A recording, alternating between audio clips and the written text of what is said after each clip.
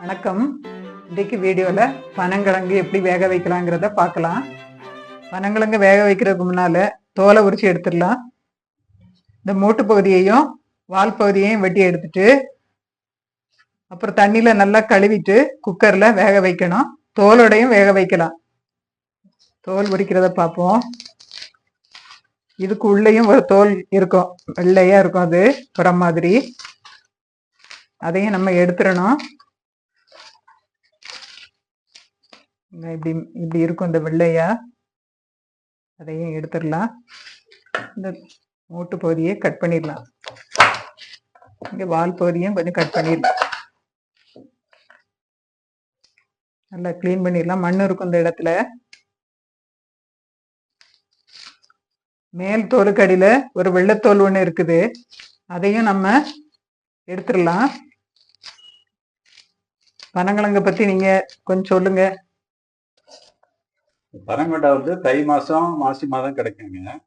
இதை நம்ம லூஸ் ஆயிலில் முளைக்க வச்சு 1 இயர் ஆகும் அது முளைச்சி வர்றதுக்கு. அது கிட்டத்தட்ட பொங்கலை ஒட்டி ரெடியாக இருக்கும் கிழங்கெல்லாம். அப்போ நம்ம இதை சாயிலில் இருந்து எடுத்துட்டு நம்ம இப்படி சுத்தம் பண்ணிட்டு நம்ம வச்சிடலாம். கிழங்கு தண்ணியில் நல்லா கழுவி எடுத்துடலாம். அந்த மூட்டு பகுதியிலலாம் கொஞ்சம் மண் இருக்கும். இந்த கிழங்கு கழுவிட்டு குக்கரில் வைப்போம்.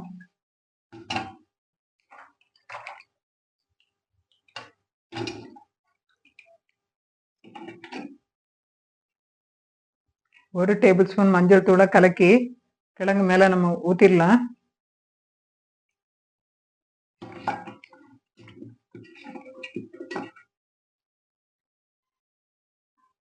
தண்ணி ஊற்றிடலாம். கிழங்கு வேகிறதுக்கு தக்க தண்ணி ஊற்றிடலாம்.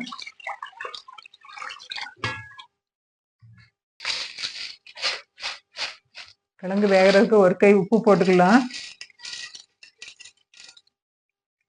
இனிமேல் ஸ்டவ்வில் வச்சு வேக வைக்க வேண்டியதுதான். கேஸ் ஆன் பண்ணி குக்கரை வைக்கலாம். ஒரு 10 விசில் வர வரைக்கும் வச்சுட்டு ஆஃப் பண்ணிடலாம். 10 விசில் வந்துருச்சு. இது கிழங்க வெளியே எடுத்துடலாம். கிழங்க எப்படி பிரிச்சு எடுக்கலான்னு பார்ப்போம். கிழங்க இப்படி 2ஆ பிரிச்சுக்கலாம்.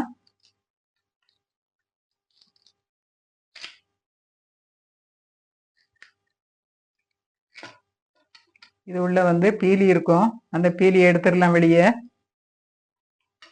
அதுக்கப்புறம் இந்த தலைப்பகுதியை வெட்டிட்டு இந்த நாரை எப்படியே எடுத்துடலாம். நாரை எடுத்தாதான் நம்ம சாப்பிட முடியும்.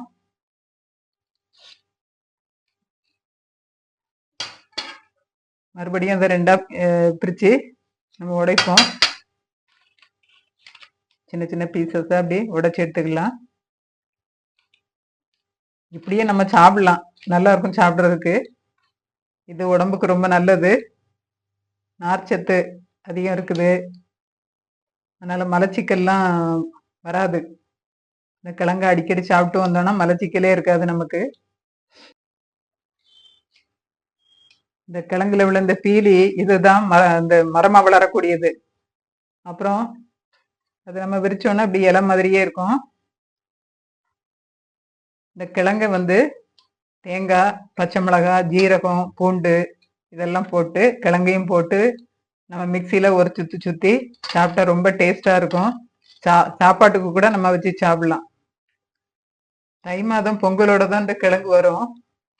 பொங்கல் அன்றைக்கு சாமிக்கு படையல் போடும்போது கிழங்கையும் வச்சு சாமி கும்பிடுவாங்க. பனங்கிழங்கோட பல நல்ல பயனுள்ள கருத்துக்களை நான் சொல்லியிருக்கேன். நீங்களும் வாங்கி பனங்கிழங்க பயன்படுத்தி நன்மை பெறுங்கள். நன்றி, வணக்கம்.